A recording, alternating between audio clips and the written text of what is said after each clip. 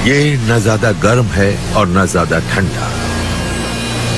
पानी के साथ ऑक्सीजन है।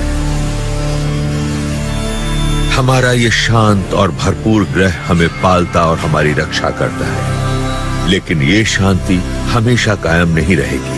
हमारे चारों तरफ खतरे हैं और आगे मौजूद है मुसीबत।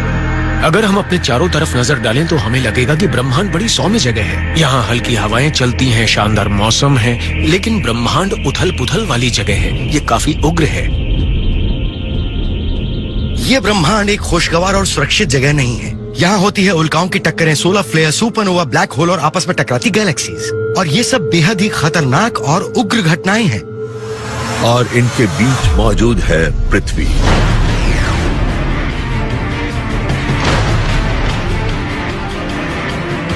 हमारे ग्रह के 4.5 अरब साल के अस्तित्व के दौरान इन उग्र घटनाओं की वजह से ऐसी तबाही मची कि लाखों प्रजातियां खत्म हो गईं, समूची नस्लें विलुप्त हो गईं।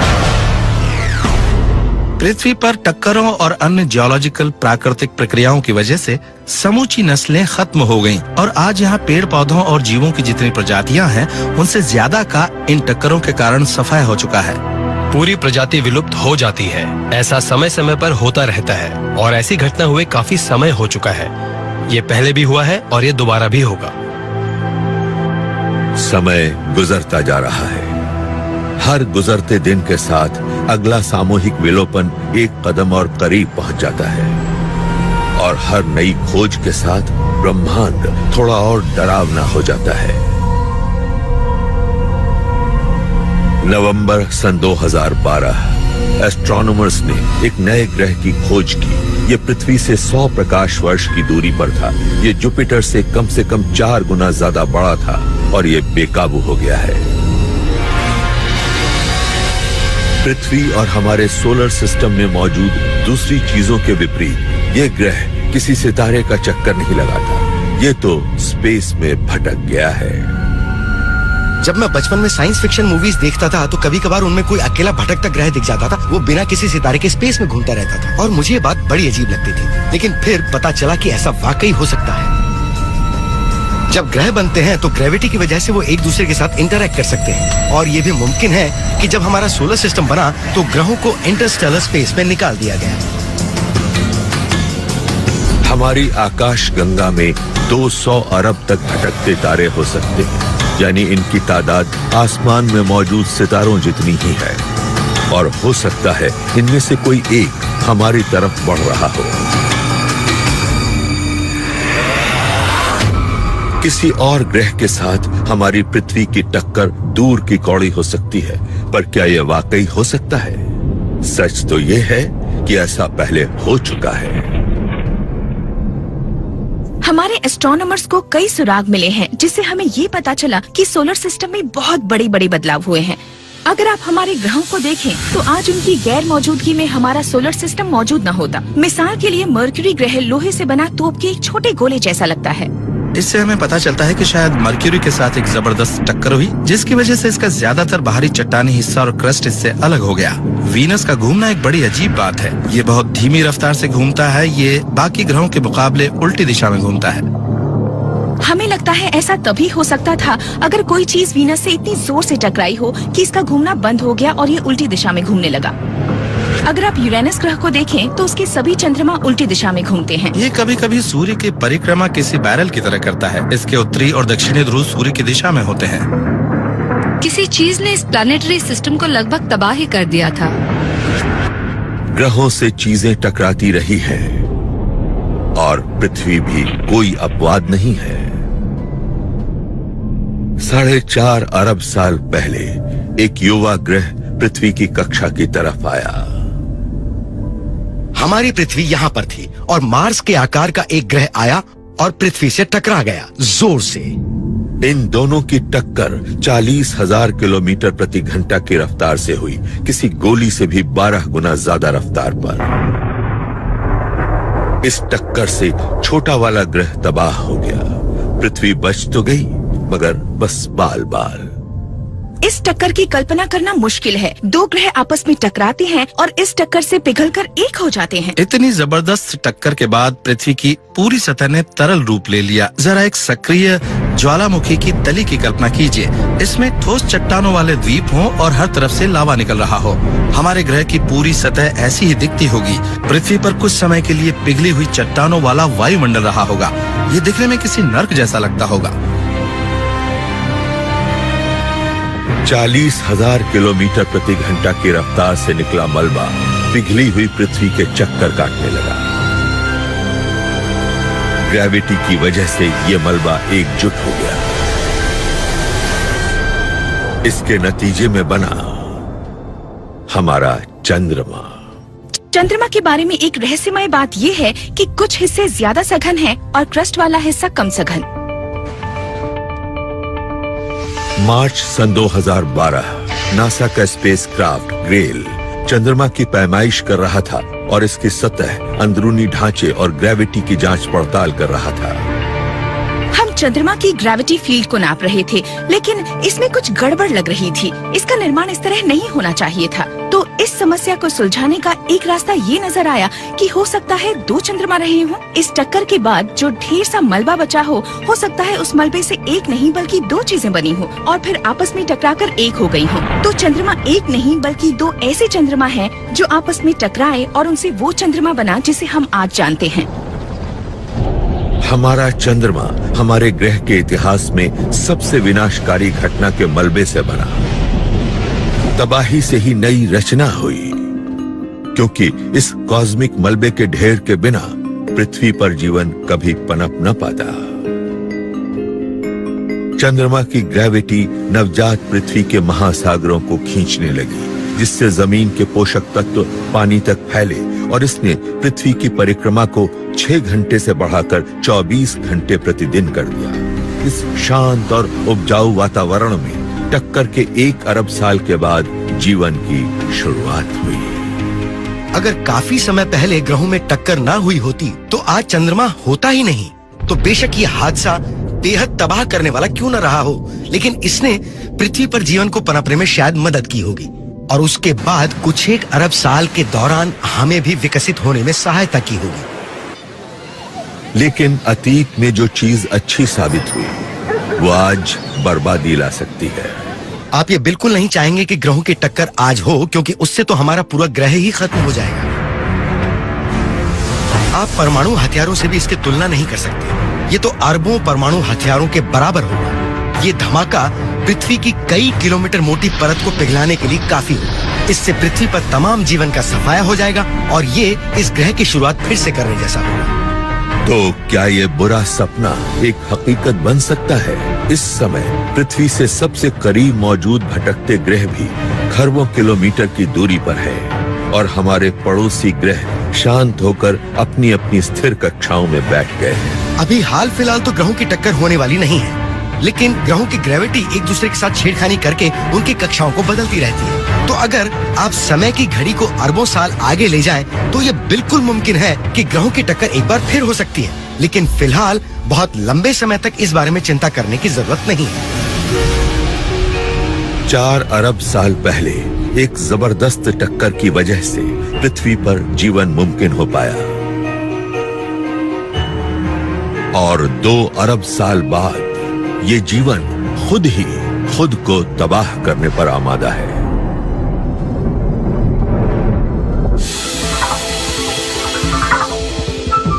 हमारा नीला ग्रह एक उग्र ब्रह्मांड में जीवन को कायम रखता और पालता है। 2 अरब 40 करोड़ साल पहले एक सेल वाले सीधे साधे जीव पोषक तत्वों से भरे समुद्रों में घूम रहे थे, लेकिन अब उनकी दुनिया तबाह होने वाली थी। अगर कई प्रजातियों के खात्मे की बात करें तो ये 2 तरह के होते हैं।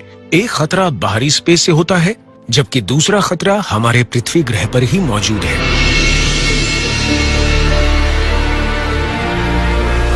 पृथ्वी सूर्य का चक्कर लगाती रहती है, लेकिन ये कक्षा अस्थिर है। ये हजारों लाखों वर्षों के दौरान बदल जाती है। इससे ये स्पेस में और आगे की तरफ बढ़ जाता है और अपनी धुरी पर इसकी रफ्तार बदल जाती है। सूर्य से दूर होने पर पृथ्वी ठंडी होने लगती है। 2 अरब 40 करोड़ साल पहले किसी चीज ने प्राकृतिक तौर पर ठंडे होने की इस प्रक्रिया को पूरी धरती की आपदा में बदल दिया। ये ब्रह्मांड की सबसे खतरनाक चीजों में से एक थी। सागरों में छोटे छोटे जीवों की उत्पत्ति हुई। तब ऑक्सीजन नहीं थी और इनमें से ज्यादातर जीवों को यही माहौल पसंद था। इसके बाद एक नए किस्म के बैक्टीरिया पैदा हुए। इनका नाम था सायानोबैक्टीरिया और इन जीवों ने गैस से जुड़ी एक गंभीर समस्या पैदा कर दी। अरबों साल पहले की पृथ्वी की कल्पना कीजिए, तब ऑक्सीजन नहीं थी, फिर भी हर कोई संतुष्ट था। लेकिन फिर सियानोबैक्टीरिया ने ऑक्सीजन बनाने की शुरुआत की। ये एक विषैला प्रदूषण तत्व था। अगर उस वक्त कोई कानूनी एजेंसी होती तो वो इन्हें अवैध करार देती, लेकिन फिर इन्होंने पूरी दुनिया को ही प्रदूषित कर दिया। इन्होंने वाकई पर्यावरण के सिलसिले में एक पूरे ग्रह के लिए संकट पैदा कर दिया। ऑक्सीजन से जुड़े इस संकट ने ग्रीन हाउस प्रभाव को गड़बड़ा दिया, जो इस ग्रह को गर्म रखता है। ऐसे में पूरी दुनिया का तापमान गिरने लगा। इसके लिए जिम्मेदार थी बायोलॉजी। बायोलॉजी यानी जीवन ने हमारे ग्रह को बर्बाद किया। उसने ऑक्सीजन पैदा की। ऑक्सीजन ने मीथेन के ग्रीन हाउस प्रभाव को बर्बाद किया और इससे पूरी पृथ्वी जम गई। 2 अरब 40 करोड़ साल पहले बर्फ ध्रुवों से आगे तक फैलने लगी।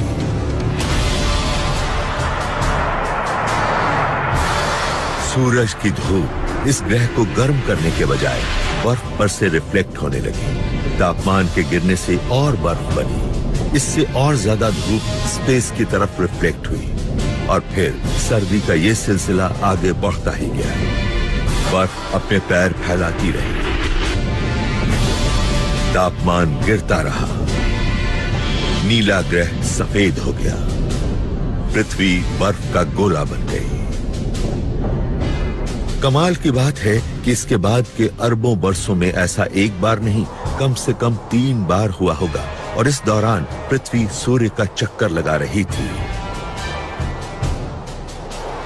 लेकिन इस सब के बावजूद तमाम बाधाएं होने पर भी कुछ मुट्ठी भर प्रजातियों का वजूद कायम रहा। इसका श्रेय जाता है ज्वालामुखियों को। बेशक पृथ्वी पूरी तरह बर्फ से ढकी हुई थी, लेकिन ज्वालामुखी फिर भी इसमें से अपना मुंह बाहर निकालते रहे होंगे। पानी के स्रोत जरूर मौजूद रहे होंगे और इस तरह जीवन ठंड के इस दौर में भी कायम रहा होगा।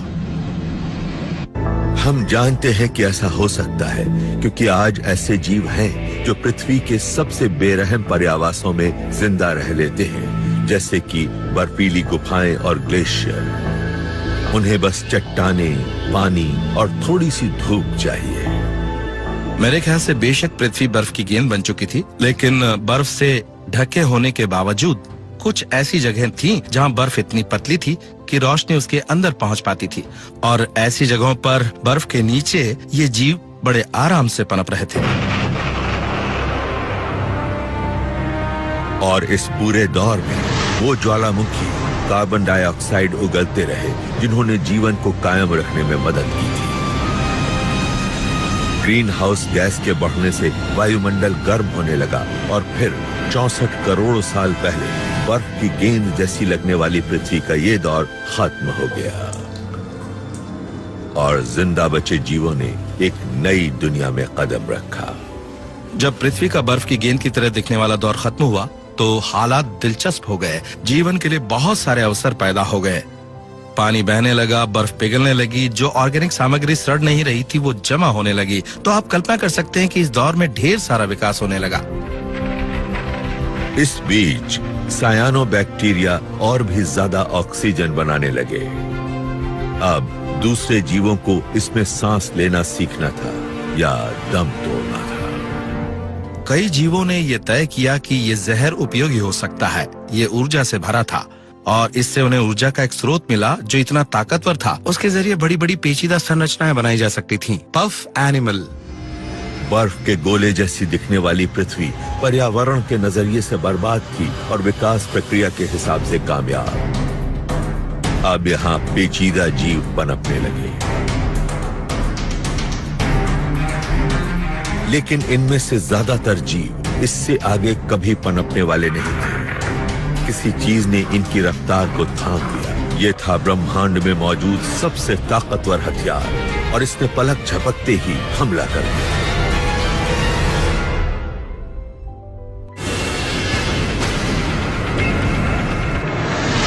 उग्र ब्रह्मांड में तमाम बाधाओं के बावजूद जिंदगी कायम रहती है, लेकिन जरा सोचिए, ब्रह्मांड किसी भी पल गुप्त हथियार चला सकता है और गहरे अंतरिक्ष से आने वाली डेथ रे से पृथ्वी पर तमाम जीवन को खत्म कर सकता है। और 1960 के दशक तक किसी को भी इस रे के वजूद के बारे में मालूम नहीं था। सन 1967 ये शीत युद्ध का चरम दौर था। अमेरिका और सोवियत संघ दोनों ही एक दूसरे को हराने पर उतारू थे और उनके परमाणु हथियारों का ढेर और परीक्षण बढ़ता जा रहा था। अमेरिका को चिंता थी कि सोवियत संघ अंतरिक्ष में परमाणु हथियारों का परीक्षण कर सकता है, तो उसने अंतरिक्ष में कई सैटेलाइट भेज दिए ताकि परमाणु परीक्षणों से निकलने वाली गामा रेज की चमक पर नजर रखी जा सके। 2 जुलाई सन 1967 उपग्रहों ने गामा रे की एक चमक का पता लगाया। ये इलेक्ट्रोमैग्नेटिक रेडिएशन का सबसे दमदार और विध्वंसक रूप था। पेंटागन में फौरन ही घबराहट फैल गई। अमेरिका को लगा कि रूस शायद बाहरी अंतरिक्ष में बेहद विशाल हाइड्रोजन बमों का परीक्षण कर रहा है और उसे पता ही नहीं चला। लेकिन ये बम नहीं, बल्कि उससे भी ज्यादा जानलेवा चीज थी। लेकिन फिर उन्हें समझ आया, हे ईश्वर, ये चमक तो मिल्की वे गैलेक्सी के बाहर से आ रही है। ये शायद अरबों प्रकाश वर्ष दूर से आ रही है। तो इस तरह से बिग बैंग के बाद दूसरे ऊर्जा के स्रोत का पता चल गया। जब पहले गामा रे बर्स्ट का पता चला तो लोगों को लगा कि ये शायद नजदीक होना चाहिए, क्योंकि आसमान में नजर आने वाली ये सबसे चमकदार चीज है। आज हमें पता है कि गामा रे बर्स्ट न केवल दूर है, बल्कि वो हमारी गैलेक्सी में भी नहीं है। वो तो ब्रह्मांड के बाहरी किनारे के नजदीक है। ये हमें नजर आने वाली सबसे दूर की चीजें हैं। जुलाई सन 2008 में नासा ने फर्मी स्पेस टेलीस्कोप को लॉन्च किया। इसका लक्ष्य था इन विशाल धमाकों के स्रोत का पता लगाना। फर्मी ने न सिर्फ ब्रह्मांड के प्रति हमारी आंखें खोली, बल्कि हमें एक ऐसा अलग नजारा दिया कि हम वहाँ की गतिविधियों को गहराई से समझ पाएं। अगर आपकी आंखें गामा रे को देख सके तो आसमान के पूरे बीच वाले हिस्से में गैलेक्सी बहुत ज्यादा चमकदार दिखेगी। आपकी नजर में मुख्य रूप से होंगे बहुत सघन सक्रिय सितारे और बेहद विशाल ब्लैक होल। और ब्लैक होल शायद गामा रे बर्स्ट के रहस्य का खुलासा कर सकते हैं। जब कोई बहुत बड़ा तारा दम तोड़ता है, जिसका आकार हमारे अपने सूर्य से कम 25 गुना बड़ा होता है, तो इसके मरने से एक ब्लैक होल बनता है। वैज्ञानिकों का मानना है कि ब्लैक होल ब्रह्मांड में मौजूद ऐसी गिनी चुनी विशाल और ताकतवर चीजों में से एक हैं जो गामा रे बर्स्ट पैदा कर सकती हैं। Gamma ray burst black hole के शुरू होने का प्रतीक है। जब कोई विशाल तारा फटकर सुपरनोवा बनता है तो उसके कोर के खत्म होने से एक ब्लैक होल बन जाता है। इसके मटेरियल के बिखराव से एक बड़ी सी डिस्क बनती है जो बहुत ज्यादा गर्म हो जाती है। इसके ब्लैक होल में गिरते वक्त एक जबरदस्त मैग्नेटिक फील्ड भी बन जाता है।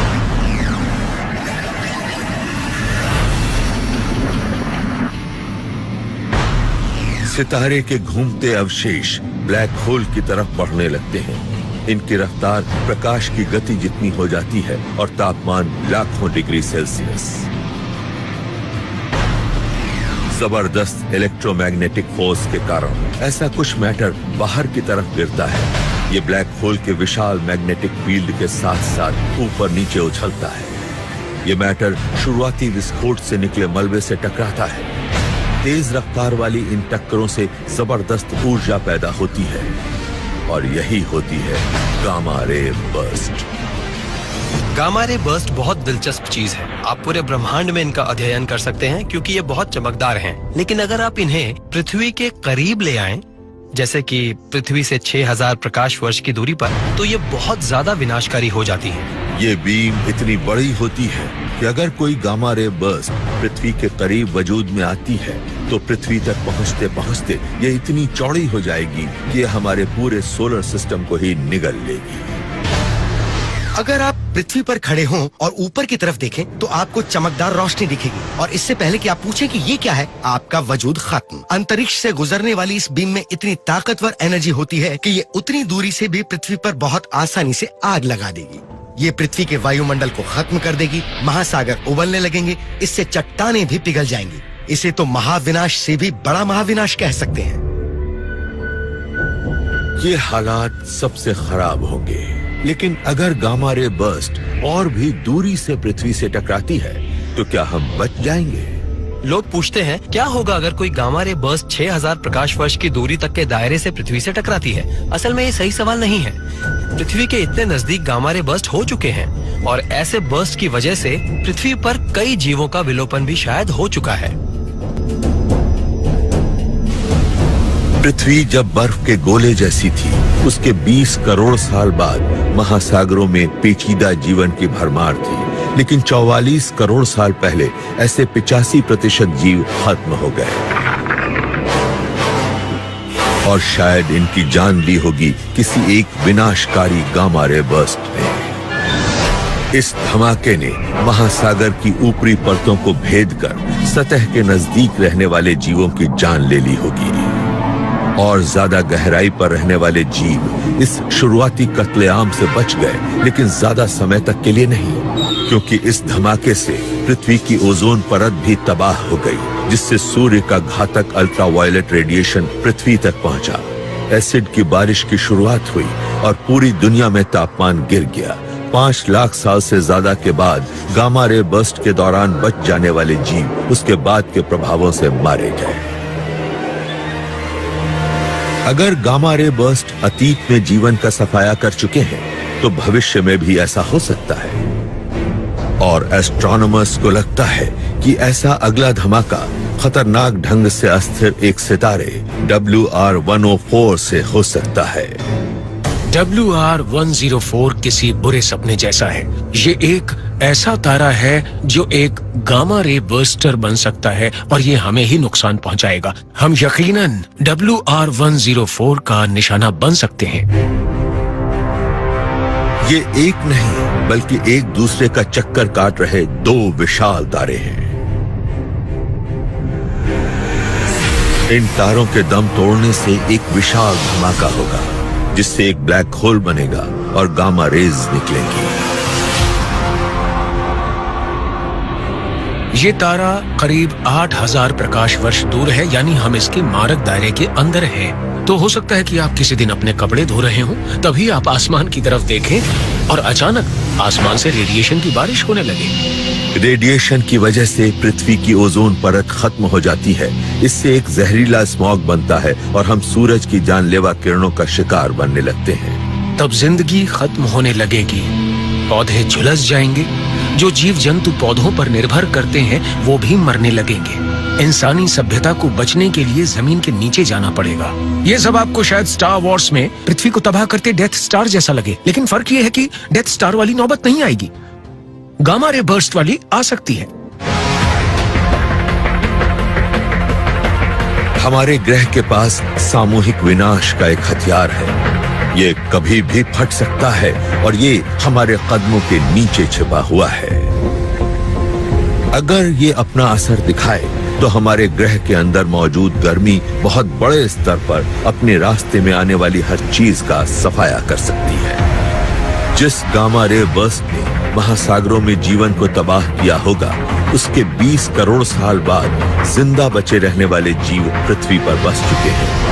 उन्हीं में हैं विशालकाय रेप्टाइल्स, स्कूटोसॉरस और गोर्गेनेप्सियंस। ये कामयाब, ताकतवर और बदकिस्मत है। करीब 25 करोड़ साल पहले पृथ्वी पर अब तक की सबसे बड़ी तबाही की शुरुआत हुई। ये था एंड पर्मियन विलोपन। 90% से ज्यादा समुद्री जीव और लगभग 70% जमीनी जीव जंतु हमारे ग्रह से गायब हो गए। इनकी जान लेने वाली चीज थी एक ज्वालामुखीय विस्फोट। दुनिया ने इससे बड़ी और इससे विध्वंसकारी चीज अब तक नहीं देखी थी। 25 करोड़ साल पहले आज जहां साइबेरिया है, वहां पृथ्वी की पपड़ी फट गई इसके लिए जिम्मेदार था वो गर्म मैग्मा जो हमारे ग्रह के अंदर गहराई से ऊपर की तरफ बढ़ रहा था।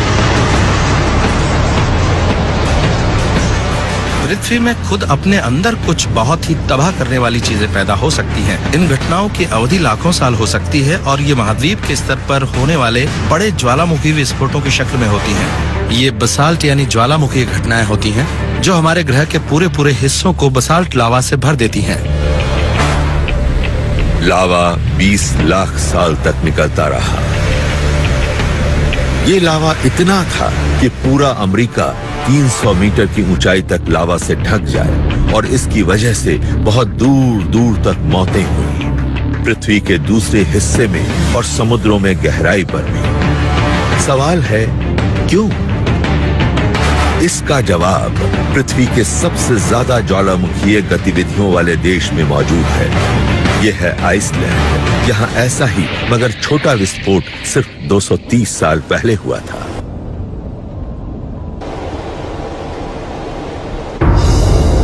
जून सन 1783। ऐसी विध्वंसकारी घटनाओं का एक सिलसिला शुरू हुआ जो आइसलैंड को बर्बाद करके पूरी दुनिया में 10 लाख तक लोगों की जान लेने वाला था। लाकी गांव के नजदीक पृथ्वी की सतह पर 27 किलोमीटर लंबी एक दरार बन गई। आप जमीन में ये जो सुराख और दरारें देख रहे हैं, इनसे निकलने वाले मैग्मा लावा के फव्वारे आसमान में ऊंचाई तक उड़े होंगे।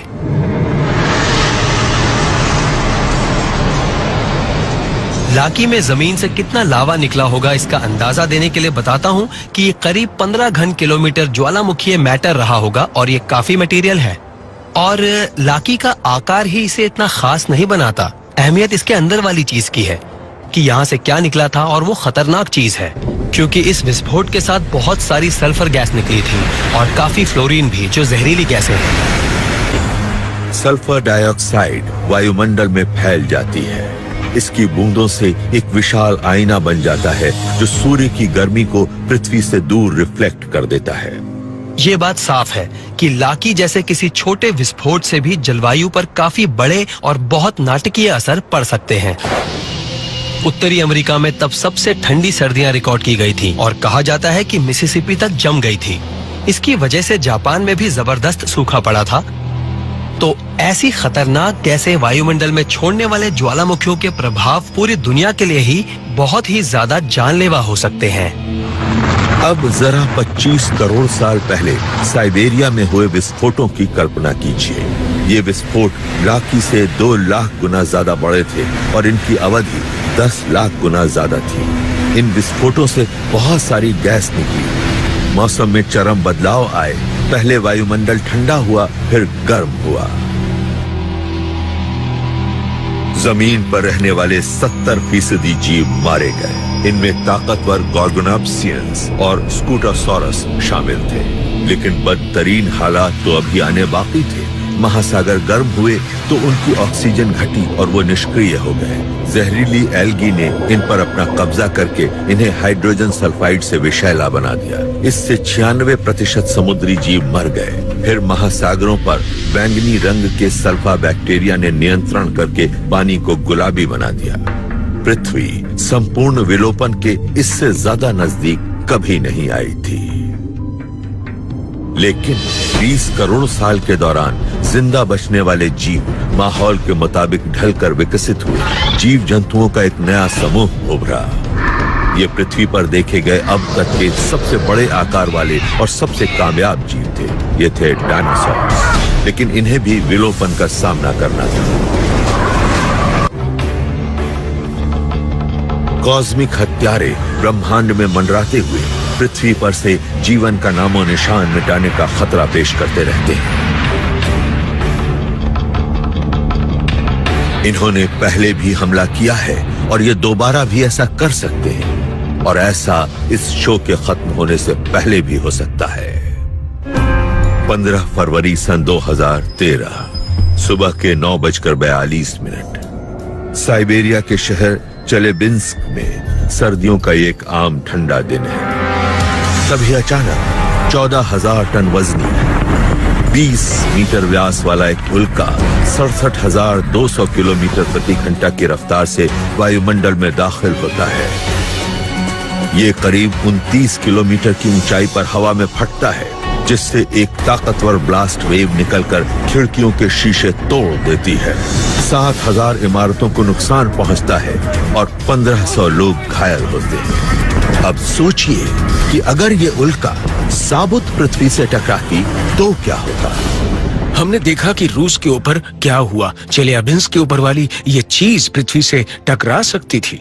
अगर ये पृथ्वी से टकराती तो इसकी ताकत शायद 20 हिरोशिमा बमों जितनी होती। अगर आप रूस की इस उल्का के वीडियो देखेंगे जिससे कमाल का सोनिक बूम पैदा हुआ था, तो आप समझ जाएंगे कि कैसे कोई छोटी चीज कॉस्मोस के हिसाब से इसे छोटी ही कहा जाएगा, इंसानों के लिए किस तरह नाटकीय प्रभाव पैदा कर सकती है। ऐसी छोटी चीजें पृथ्वी से रोजाना टकराती हैं। इससे बड़ी चीजें हर हफ्ते और हर साल टकराती रहती हैं। चेल्याबिंस्क में जिस आकार की उल्का गिरी वैसी औसतन हर सदी में गिरती रहती है। अगर ऐसी कोई बड़ी चीज फिर टकराती है तो क्या होगा? इसके सुराग मौजूद हैं अतीत में, जब डायनासोरों का विलोपन हुआ। करीब 6 करोड़ 50 लाख साल पहले पृथ्वी पर एक आम सुबह थी। अगर तब मैं विशाल डायनासोरों को और उड़ने वाले टेराडेक्टर्स को देख पाती तो बड़ा अच्छा लगता। फिर कुछ ऐसा हुआ जो पृथ्वी को हमेशा के लिए बदलने वाला था। तब अगर आसमान की तरफ देखते तो शुरू में पृथ्वी की तरफ कम चमक वाली एक चीज बढ़ती दिखाई देती, जिसकी चमक और गर्मी बढ़ती ही जाती। माउंट एवरेस्ट के आकार की 10 किलोमीटर चौड़ी चट्टान 40,000 किलोमीटर प्रति घंटा की रफ्तार से पृथ्वी की तरफ बढ़ी चली आ रही थी। तबाही की पहली लहर तो इस चीज के टकराने से पहले ही शुरू हो गई होगी। तब पूरे ग्रह पर शॉक वेव, गर्मी और हवाओं का बोलबाला रहा होगा। ये उल्का जहाँ से आ रही थी वो पूरा इलाका ही आग की भेंट चढ़ गया होगा। समुद्र उबल रहे होंगे। ये उल्का समुद्र में वहां गिरी जहां आज मेक्सिको का युकेटैन पेनिनसुला है। इसकी टक्कर आज तक के सबसे बड़े परमाणु बम से भी 20 लाख गुना ज्यादा ताकत से हुई और इससे 320 किलोमीटर चौड़ा एक क्रेटर बन गया। एक बेहद गर्म शॉक वेव ध्वनि की रफ्तार से भी 2 गुनी गति से निकली। 500 अरब टन गर्म चट्टान स्पेस के छोर की तरफ उछली। इस टक्कर के 2 घंटे बाद 90 मीटर ऊंची सुनामी उस तट से टकराई जहां आज अमेरिका है और ये नॉर्थ कैरोलिना जितनी दूर तक भी पहुंच गई।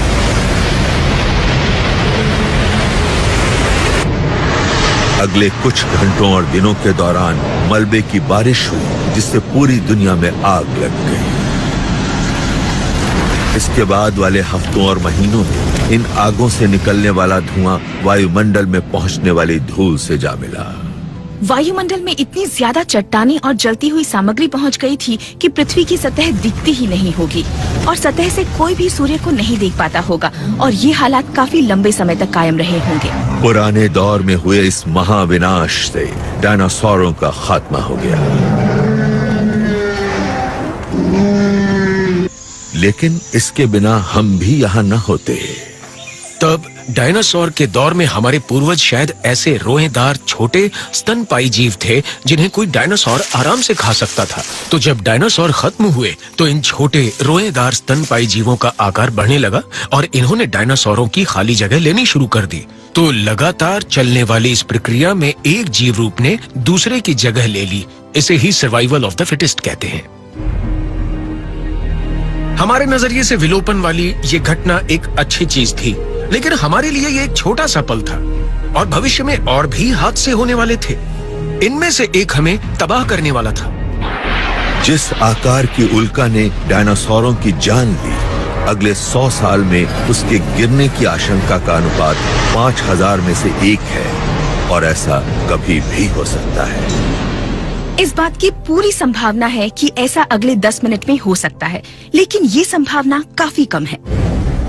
अप्रैल सन 2014 वैज्ञानिकों ने एक डराने वाली घोषणा की। सन 2006 से पृथ्वी के वायुमंडल में 26 उल्काओं का धमाका हो चुका है और ऐसे हर धमाके की ताकत किसी न्यूक्लियर ब्लास्ट जितनी थी। कुछ की ताकत तो हिरोशिमा के बम से 40 गुना तक ज्यादा दमदार थी। लेकिन इनमें से किसी के भी आने का पता हमें पहले से नहीं चला। लेकिन अगर हमारे पास पृथ्वी से टकराने से पहले किसी उल्का का पता लगाने की टेक्नोलॉजी होती भी, तो क्या हम उसे समय से पहले नष्ट कर पाते? हॉलीवुड के लिए ये एक पसंदीदा विषय होगा कि इसे आसमान में ही टुकड़े टुकड़े कर दिया जाए। ऐसा हकीकत में हो भी सकता है, लेकिन ये तभी होगा अगर उल्का का आकार थोड़ा बड़ा हो। लेकिन किसी परमाणु बम से हालात बदतरीन हो सकते हैं। किसी उल्का को तोड़ने से उसके बड़े रेडियो एक्टिव टुकड़े ज्यादा बड़े इलाके को नुकसान पहुंचा सकते हैं।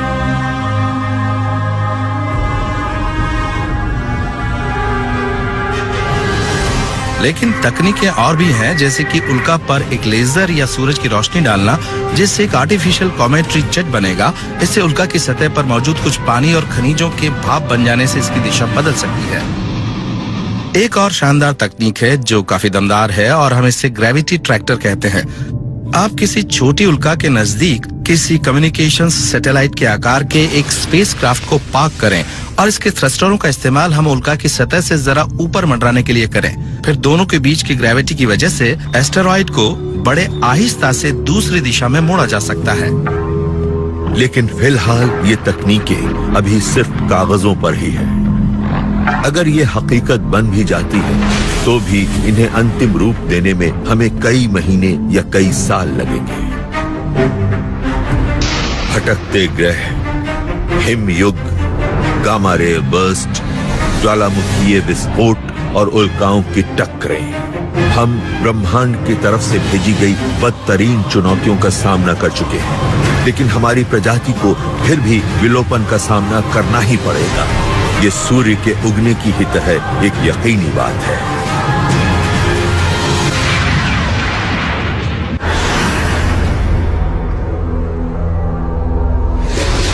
हम एक जानलेवा कॉस्मिक युद्ध में जिंदा बचे हैं, लेकिन आखिरकार जीत ब्रह्मांड की ही होगी और हमें सामना करना होगा विलोपन का। हमारे लिए खतरा हमें जीवन देने वाली चीज से ही है, और ये है हमारा रचयिता सूर्य। हम एक विशाल परमाणु बम सूर्य का चक्कर लगाते रहते हैं, लेकिन ये फटने वाला नहीं है। इसका आकार बहुत छोटा होता है। लेकिन सूर्य के साथ होता यह है कि हर दिन इसका आकार थोड़ा सा बढ़ जाता है। सूर्य के जन्म के समय से ही इसके कोर में हाइड्रोजन और हीलियम का मिलन होता रहा है। हीलियम के जमा होने से इसका कोर और सघन होता जाता है। हर सेकेंड इसके कोर में 15 करोड़ टन हीलियम के जमा होते जाने से गर्मी बढ़ती जाती है। इस समय सूर्य के कोर का अंदरूनी तापमान 2 करोड़ 70 लाख डिग्री है और यह लगातार बढ़ता जा रहा है। अगर किसी गैस को गर्म करें तो क्या होता है? ये फैलती है और सूर्य के साथ भी ऐसा ही होगा। सूर्य का आकार बढ़ेगा तो इसकी चमक पहले से ज्यादा लगेगी। 2 अरब साल में सूर्य की चमक लगभग 15% बढ़ेगी। और अगर पृथ्वी तब तक अपनी मौजूदा कक्षा में बनी रही तो फिर ग्रीन हाउस प्रभाव पैदा होने लगेगा। समंदर भाप बनकर उड़ेंगे और पृथ्वी की सतह का तापमान 1000 डिग्री तक हो सकता है। तो अगर हमने 2 अरब साल में कुछ न किया तो हम राख बन जाएंगे।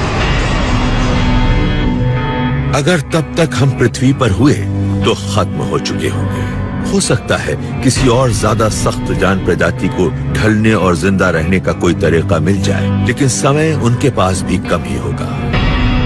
इससे पूरा आसमान भर जाएगा। क्षितिज के एक कोने से दूसरे कोने तक आसमान में आग लग जाएगी। अब से 5 अरब साल बाद सूर्य की हाइड्रोजन खत्म हो जाएगी और ये अपने जीवन के अंतिम चरण में दाखिल हो जाएगा और इसका आकार 100 गुना बढ़ जाएगा।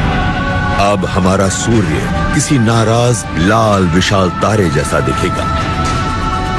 लाल विशाल तारे इतने बड़े होते हैं कि वो अपने ही ग्रहों को निगल जाते हैं। हमारे सामने ऐसी मिसालें हैं जो सोलर सिस्टम में मौजूद जुपिटर की कक्षा तक पहुंच जाते हैं। सूर्य इतना बड़ा तो नहीं होगा, लेकिन शायद मंगल तक तो पहुंच ही जाए। आखिरकार सूर्य इतना बड़ा हो जाएगा कि पृथ्वी सूर्य के अंदर ही पहुंच जाएगी और तब ये रहने लायक जगह नहीं रह जाएगी।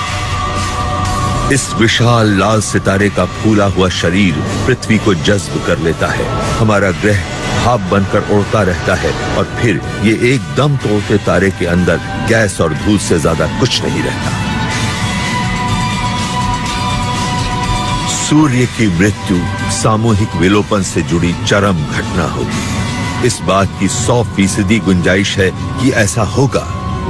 ये यकीनन हमारे ग्रह और इस पर बची खुची जिंदगी को खत्म कर देगा। लेकिन जरूरी नहीं कि जीवन सोलर सिस्टम में सिर्फ पृथ्वी पर ही हो।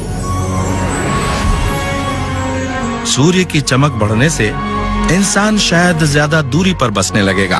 फिलहाल ये पृथ्वी पर है, फिर ये मंगल पर जाएगा, उसके बाद जुपिटर पर, फिर उसके चंद्रमाओं पर। जुपिटर के चंद्रमा यूरोपा की जमी हुई परत के नीचे मौजूद गहरे तरल सागर में पहले से ही परग्रही जीवन पल रहा हो सकता है। बेशक जुपिटर पर ज्यादा गर्मी तो होगी, लेकिन इतनी गर्मी भी नहीं कि हर चीज बर्बाद हो जाए। तो सूरज की गैर मौजूदगी में भी अगर यूरोपा पर जीवन हुआ तो वो इन हालात को झेल लेगा। तो क्या हमारी प्रजाति का वजूद कायम रहेगा? क्या हम अपने ग्रह के खत्म होने के बावजूद जिंदा बचेंगे? ब्रह्मांड किसी इकोसिस्टम जैसा है। जीवित जीव सर्वाइवल ऑफ द फिटेस्ट नियम के आधार पर ही जिंदा रहेंगे। इस ब्रह्मांड में आप फिट हैं या नहीं, ये बात इस चीज से तय होती है कि क्या आप अपना ग्रह छोड़कर दूसरे ग्रहों पर बच सकते हैं। तो सिर्फ वही प्रजातियां हमेशा जिंदा रह सकेंगी जो अपने ग्रह को छोड़ने की स्थिति में होंगी। हम ब्रह्मांड को नियंत्रित नहीं कर सकते, लेकिन हम अपने भाग्य को तो शायद नियंत्रित कर सकते हैं। लंबी अवधि में शायद पृथ्वी रहने योग्य नहीं रहेगी। ब्रह्मांड के कामकाज का यही तरीका है। ये हमारे लिए नहीं बना था। इसे हमारे अस्तित्व की कोई चिंता नहीं है और हम जब यहाँ से जाएंगे तो भी इसे फर्क नहीं पड़ेगा। ये परवाह तो सिर्फ हमें ही करनी होगी और शायद हम इस सिलसिले में कुछ कर भी सकें। उस नजरिए से हमारे लिए थोड़ी गुंजाइश है।